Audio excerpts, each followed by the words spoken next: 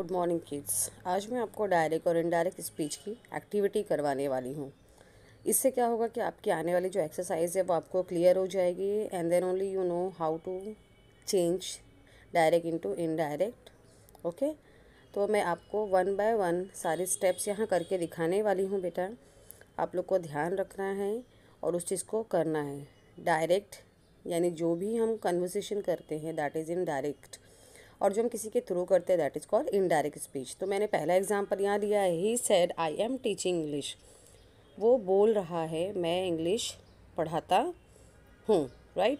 तो ये है डायरेक्ट स्पीच क्योंकि वो खुद बोल रहा है। लेकिन जब हम इनडायरेक्ट बनाते हैं तो उसमें दैट लगाते हैं, राइट। और ये जो कोटेशंस मार्क होते हैं, कॉमास होते हैं, ये हम निकाल देते हैं, तो ये इनडायरेक्ट हो जाता है, राइट। देखिए यहाँ पे मैंने बता दिया THAT दैट लगता है जब हम इनडायरेक्ट में इसको कन्वर्ट करते हैं, और कोई सी भी तरह का कोटेशन मार्क आपको यूज़ नहीं करना होता है। और आई का जो फर्स्ट फॉर्म होता है प्रोनाउन, वो चेंज करके हम, राइट, ही है तो ही का हो जाता है यहाँ पर। Okay, he said that he was teaching English, because पहले तो वो पढ़ा रहा था, लेकिन जब उसने इनडायरेक्ट किया तो वो क्रिया हो चुकी थी, वो काम वो कर चुका था, इसलिए हम यहाँ पे वॉज लगा देते हैं। जनरली ऐसा ही होता है कि प्रेजेंट टेंस पास्ट टेंस में कन्वर्ट हो जाता है। Answer is he said that he was teaching English. Okay, present tense को हमने पास्ट में कन्वर्ट कर दिया क्योंकि वो क्रिया हो चुकी है। तो यहाँ पे प्रोनाउन भी चेंज हुआ, ओके, वर्ब भी चेंज हुआ, और दैट से हमने उस सेंटेंस को कन्वर्ट कर दिया इनडायरेक्ट स्पीच में। ओके किड्स, सिंपली आपको लास्ट में फुल स्टॉप लगाना है। तो यहाँ पे इन सब चीज़ों को ध्यान में रखते हुए आपको अलग अलग एक्सरसाइज करनी होगी, ठीक है। तो मैं आपको 2-3 एग्जांपल्स और समझा देती हूँ ताकि आपको ये और क्लियर हो जाए। सेकेंड वन है she said I shall play badminton, right. उसने बोला, मतलब लड़की है यहाँ पे, शी लड़की के लिए लगता है। आई शैल प्ले बैडमिंटन, मैं बैडमिंटन खेलने वाली हूँ, राइट। सेड की बात आपको पता ही है, दैट लगेगा इनडायरेक्ट स्पीच में।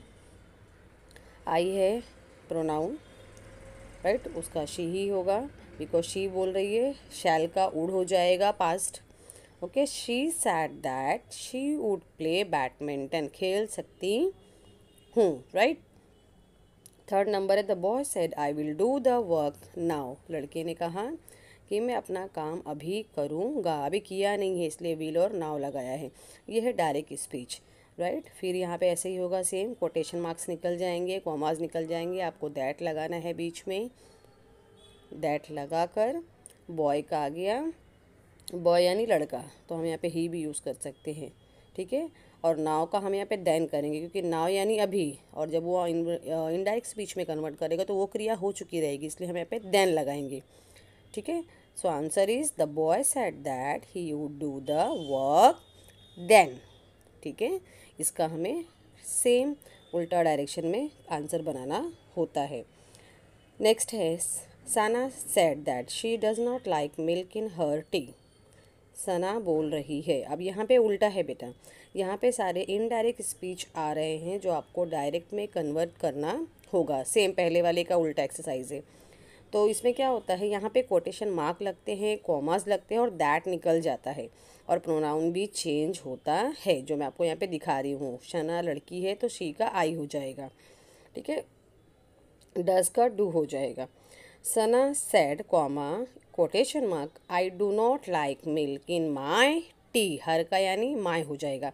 इस तरह से आपको ये छोटी छोटी चीज़ों का बेटा ध्यान रखना है, फोकस करना है verb, pronoun and all. Answer है Sana said I do not like milk in my tea, Sana बोल रही है मुझे चाय में दूध नहीं पसंद है। तो ये आपका हो गया डायरेक्ट स्पीच, राइट। सना है इसलिए हमने यहाँ पे आई लगा दिया, सना अपने आप से कह रही है तो आई आ जाएगा, ठीक है। ये सब छोटी छोटी चीज़ों को आपको ध्यान में रखते हुए डायरेक्ट इनडायरेक्ट एक्टिविटी करनी है, ठीक है। ये मैं आपको सिर्फ समझने के लिए भेज रही हूँ, बाकी जो वर्कशीट जाएगी वो आपको आंसर्स के साथ जाने वाली है। So not to worry kids. यहाँ पे दिख रहा है बेटा, ये जो मैं अंडरलाइन सारे वर्ड्स कर, इन सब चीज़ों का आपको स्पेशली ध्यान रखना है। सेकेंड नंबर है the teacher told us that the date of the exam had changed, teacher ने बताया या बोला है हमें कि एग्ज़ाम्स के डेट चेंज हो गए हैं। ठीक है, ये है हमारा इनडायरेक्ट स्पीच, क्योंकि दैट लगा हुआ है, सिंपली आपको यहाँ पे समझ में आ जाएगा। अगर दैट लगा है तो वो इनडायरेक्ट स्पीच होता है, हमें उसे डायरेक्ट में कन्वर्ट करना होता है। ठीक है, तो पता है आपको, कॉमा, कोटेशन मार्क, दैट निकल जाता है। ठीक है, इस तरह से छोटी छोटी चीज़ों को आपको ध्यान में रखना है बेटा। और जब हम कॉमा के बाद कोई लेटर स्टार्ट करते हैं वर्ड, तो वो कैपिटल हो जाता है। हेड निकल जाएगा, हेड का हो जाएगा हैज़, प्रेजेंट टेंस।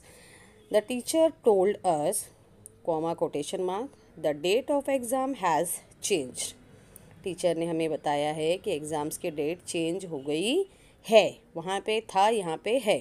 ठीक है, तो इस तरह से डिफरेंस होता है इनडायरेक्ट और डायरेक्ट स्पीच में।